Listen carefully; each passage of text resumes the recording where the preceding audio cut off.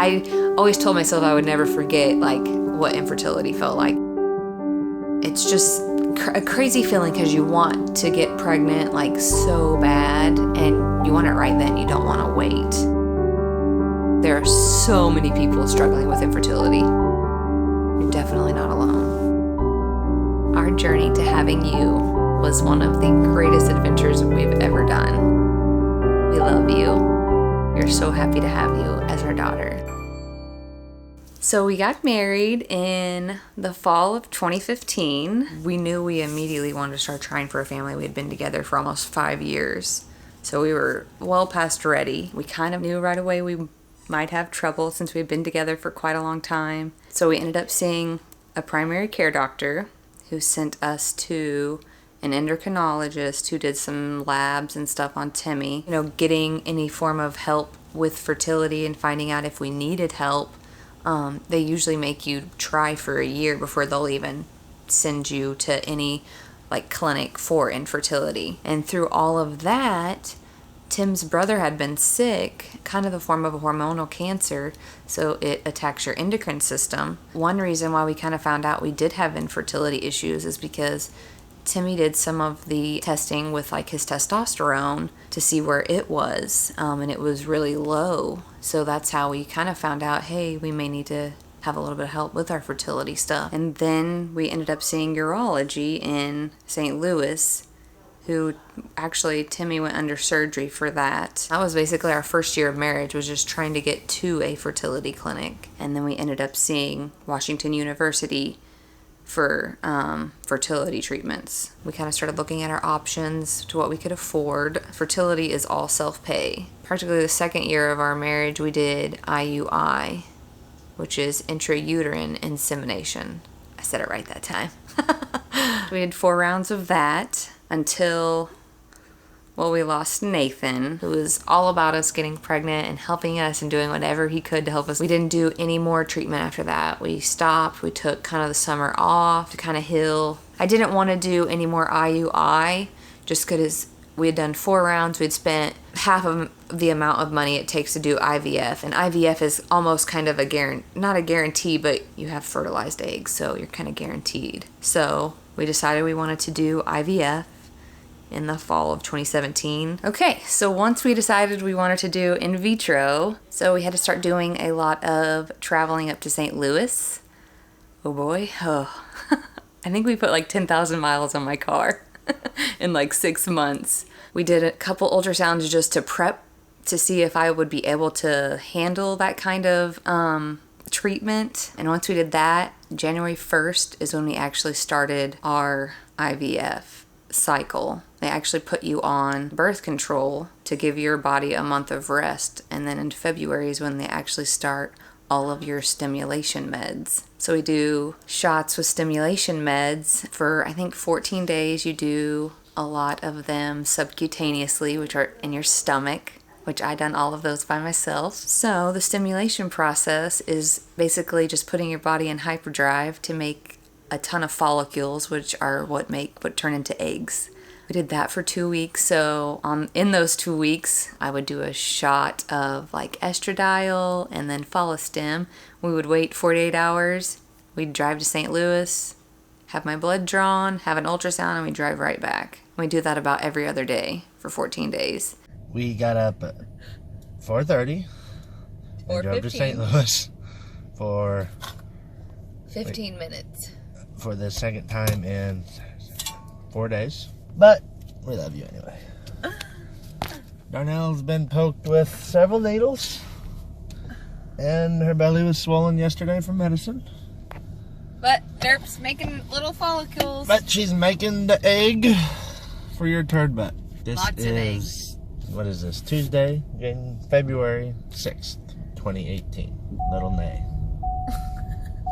Bye. And then after that, once your follicles mature, they go in and you have surgery, and so they retrieve those eggs. Before surgery, you have a trigger shot, which is really important. It's probably one of the most important shots that you'll get. So I was really nervous because it was my first intramuscular shot. So I had my best friend.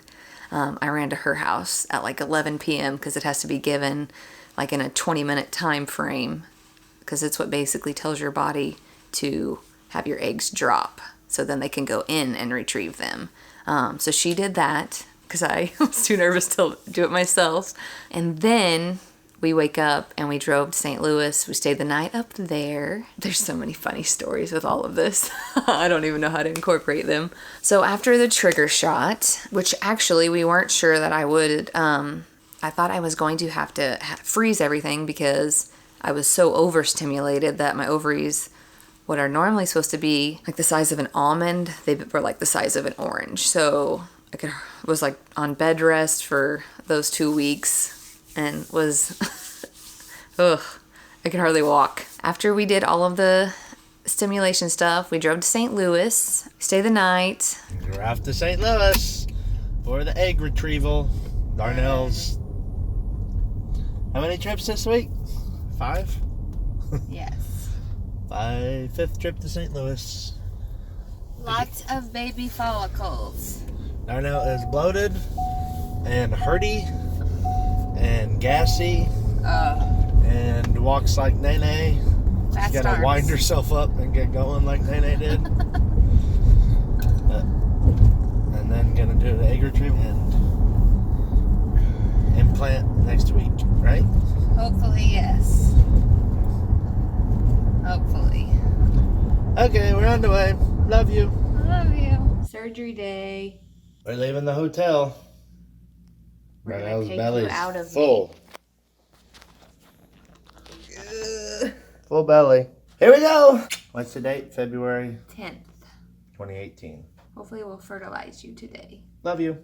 Love you. And then that following morning, they went in, retrieved my eggs. I think there was 19 eggs. And then they go in and actually, basically, they're fertilized in a petri dish. So a embryologist goes in and through like a catheter takes they're called blastocytes, but they are what fertilize the matured eggs. I think I had almost entirely, like 75% of my eggs were on one side of my like right ovary. So they go in, they take those eggs, fertilize them, and then we drove home in an ice storm. It took us like 5 hours to get home from St. Louis after surgery. It's 8:50 at night on egg retrieval day. It's icy as hell. It took us over 4 hours to get home from St. Louis, but it was a good day because we got lots of eggs, 19 of them. We're tired.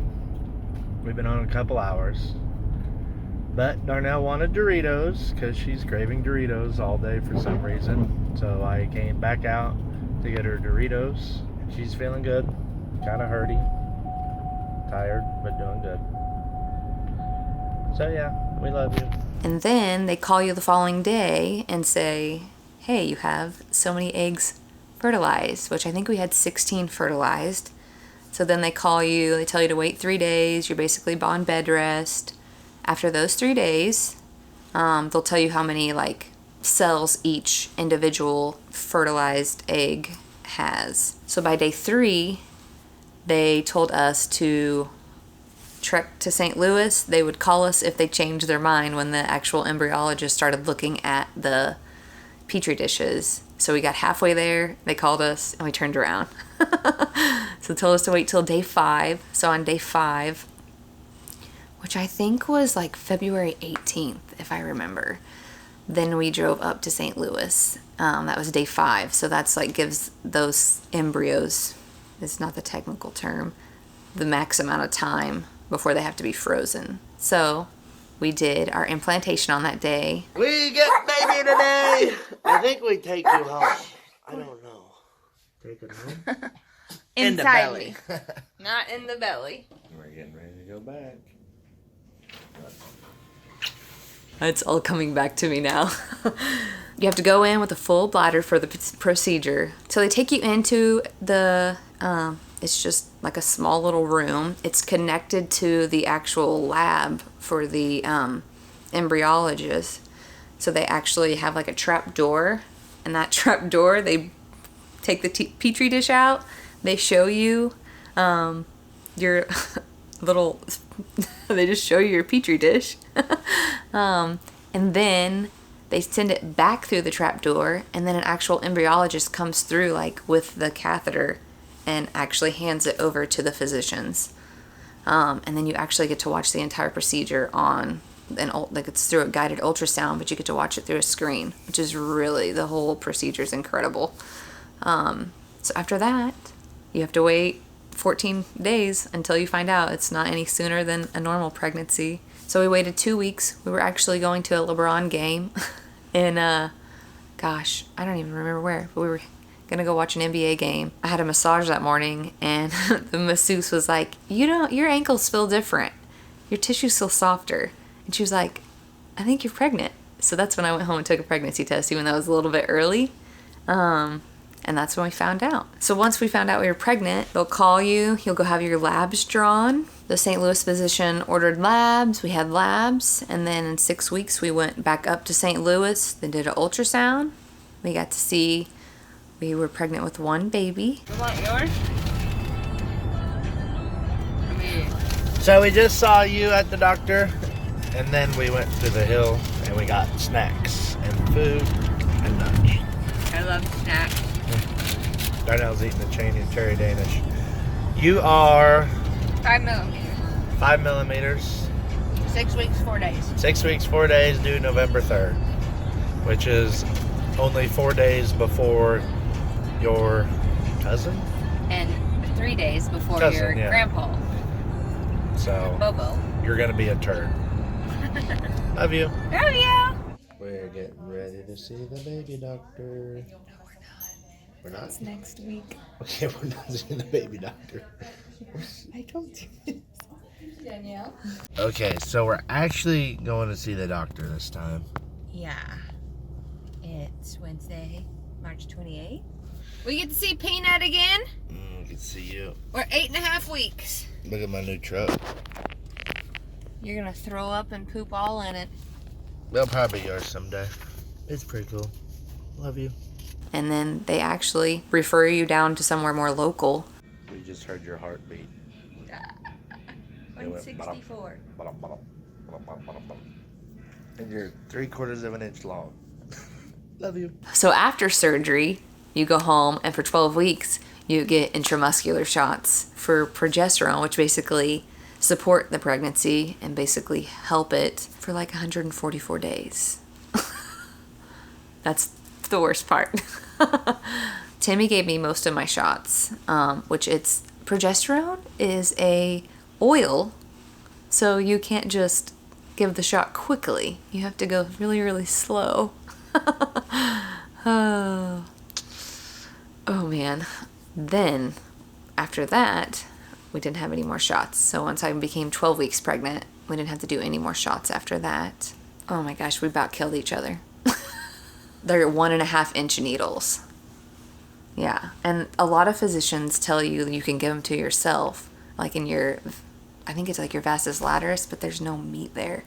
So I'm like, you're giving them to me in my butt. We had a really healthy pregnancy. I was sick a lot. I threw up all the time. So we just tried to see what you are, but you won't quit moving, and you got your legs crossed, and you're sucking on your thumb. And you're doing circles and turning around, but you won't show us what you got down there. So there's Danielle trying to walk. So to try to get you to uncross your legs so you can show us what you are. You're being a turd already. And you ain't even out of the dang womb yet, you turd. But you're doing lots of circles and lots of twists, and you're pushing, and you're kicking, and you're straightening. Everything but what we need you to do. Turd. We went at 15 weeks, and we went to like an off-site clinic where you can pay to just have an ultrasound by an ultrasound tech. And she couldn't actually see it at all. So they had me walk and try to get her to move because her legs were crossed. So they had me go outside and walk and do some squats. And she was like, I may just have to have you come back another day, which we were like so bummed. But we went back in, she had me roll on my side, and she literally got like 2 images. And we kind of didn't think, we're like, are you sure you got it? But she got it. All right. We saw. She wrote it in an envelope. All right. Wait, I got it. Where's it at? No. Hand. Profile.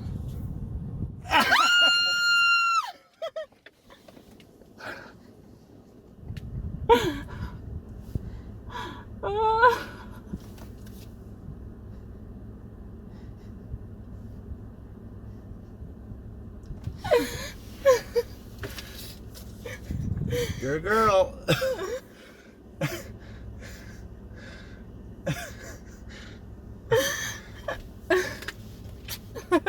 I think when we found out we were having a girl is when it like really hit me that like we're having a baby, because we had tried for so long, like it just never really felt real yet. And then when I found out like we're having a girl, like, oh, I can pick out a name now. Like it just, I think I cried for like 2 hours straight. And Tim, we were in the truck going shopping and buying Mattie her first toy, and trying to figure out what we wanted to name her, because we never had really talked about names yet. And oh my gosh, that was like one of the best days ever. I actually kind of thought we were going to have a boy. I don't know. I just, for some reason, I had in the back of my mind it was going to be a boy. I don't know. So we knew we wanted to incorporate Nathan into her name. And we kind of thought, well, if it's a boy, we would name him Nay. And I think that's maybe why I thought we would have a boy, is because we'd already maybe had to pick out a name. But we both just sat down one night, I guess, so to speak. I liked Madeline, and then we kind of like compromised and came up with Mattie. And he decided on the spelling to spell it with 2 T's. Mattie Nay. Mattie Nay Cole. Hi, Mattie Bug. This is what your mama's doing. Right here. Oh, there you are. Large and in charge. Look what your mama's doing. Packing your bag. 12 weeks. You got 12 weeks left. There's your crib. There's your dresser. There's your other dresser with her name on it. There's where your poopy butt's gonna get changed. This will be gone. There's Darnell packing your bag. 3 months left. Bag packed. Mayonnaise laughing. Oh, there's your, I don't know what that is. That's a pack and play. You sleep or something. Who knows? It'll probably go in the living room. Oh, look at your books, Mattie. I got books. See your books? Got a Michelle Obama book. You got a Chelsea Clinton book. Some Dr. Seuss books. Can't even read. You're so fat. She loves when I do this. Ow. Tap the belly button. Alright. We love you. Love you. It was really crazy. My 38-week appointment, I actually told Timmy to stay home, which he never missed one appointment at all. He came to every single appointment. But for like weeks, it had just been walk in, walk out. And he had a ton of stuff to do that day, but I was like, you can stay home. I'm just going to be in and out. They're not doing anything special. But we went to that appointment, and I had noticed for like a week, Mattie hadn't been moving a whole lot. So I had told the physician, well, I was actually supposed to be in a wedding that following day with my cousin. And we were joking about that back and forth. And then the physician was like, well, if you want, we can just do an ultrasound just to make sure she's okay. So we went ahead and opted to just have an extra ultrasound. As we're doing the ultrasound, they didn't really notice any movement. So which really kind of like brought the concern level up. They had me drink some grape juice. Had me roll on my sides, but she wasn't really moving. They just noticed that she still had like a fetal heartbeat. So after that 30-minute ultrasound and she didn't move, they send you back and they go get the physician, and the physician walked in and said it was a great day to have a baby. Which ended up we decided we wanted to just make sure she was okay and safe, so we opted to just have an emergency C-section, just to get her out and make sure she was safe, since kind of cause for concern of her not moving. And she came out through delivery perfectly fine. 5 pounds 9 ounces and 19 and a half inches, and everything was fine. Carolyn said she's coming back to us. You think? I can run back out there. Okay. She's probably waiting. So we'll push her back with that. No, I didn't think it'll take it. And you're 264.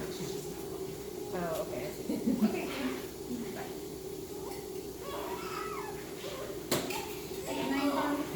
Yeah. Extend her leg out. 19 and a half.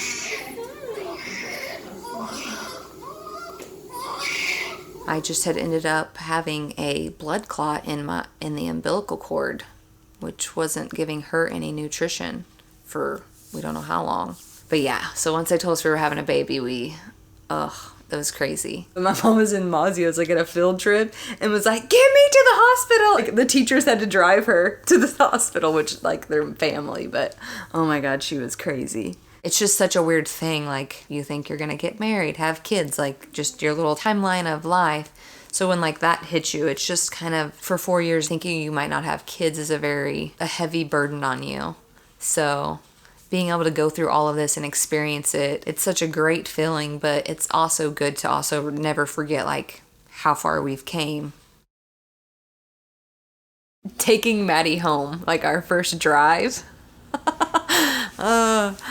That's probably the scariest thing in the world, is, like, them handing you a newborn and saying, okay, you can take her home now. Like, so, like, we're putting her in the car seat. Like, Tim physically could not get us out of the parking lot. Like, we just started crying. Like, Tim was yelling at people on the road. We were going like 45 on the interstate. But we literally cried almost the whole way home. Like, they send you home with this baby then, and you're just like, what? I don't know what to do. We literally sat in the parking lot for like 10 minutes crying.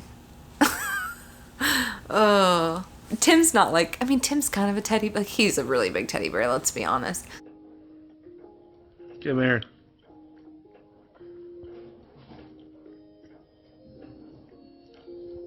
Come here. Oh my gosh, him, he could not drive. He couldn't even get from Springfield to home. I had to, like, tell him how to get home. Can you say, I'm 4 days old? Yeah. I'm 4 days old. Say, I'm spoiled rotten. And my dad likes to strip me down naked. There's Mattie at her first doctor's appointment with Mommy. We had a really good night last night. This is Tuesday. You were born last Friday. Your little face is fat. You don't look like a little old man potato anymore. And your daddy is your favorite. Mommy yelled at us for snuggling too long this morning. But we don't care what she thinks. We don't care what she thinks. We live in our own world. This world of snuggles. I know people that are trying, and I just know that feeling. It's just a really, it's just a heavy, heavy feeling. I would just tell them, don't give up. There are all kinds of avenues. Like, in vitro may not be their avenue. It's just a crazy feeling because you want to get pregnant, like, so bad, and you want it right then. You don't want to wait. Like, you're ready now. So just the constant waiting, I think, is probably, like, just what gives you such a bad taste. And the constant, people are like, when are you guys gonna have a baby? That's annoying, don't do that. I don't think we intended on actually, like, going and making this video. We just kind of did it for us to maybe throw together And then once we had Mattie and I was on maternity leave, Timmy sat down and showed us all these videos, and it was so cool to go back and look at the videos and be like, wow, we have Mattie now. Like, it was just crazy to be like, we went through all of this to have her, like, and now she's here. Like, that's what's so crazy to me. A year of IUI, a year of just going through 2 physicians, and then it's just so crazy. Like, and then you have a baby. Like, and I always told myself I would never forget, like, what infertility felt like. And, we didn't really know that we would ever have a kid. We even had looked into adoption. We didn't know which avenue would be the best for us once we went through all of that. I think we had just struggled for so long. That's why Timmy just started recording them, because it was it was really like a journey. Like, we were trekking to St. Louis every other day, like, with just the hope that we might get pregnant. We weren't really, like, it seriously is the best feeling ever having her. Like, wanting to get pregnant and everything, like, I never imagined, like, the amount of love you can have for such a tiny little human. Oh my gosh, I love her so much. What I would probably say to anybody struggling with infertility is don't shut people out. I was really big on, I didn't really want to talk to anybody about it, just because it's just a very weird feeling. So I would reach out to somebody, because there are so many people struggling with infertility. So I would always just say reach out to somebody and talk to somebody. You do have options, but you're also not alone. You're definitely not alone.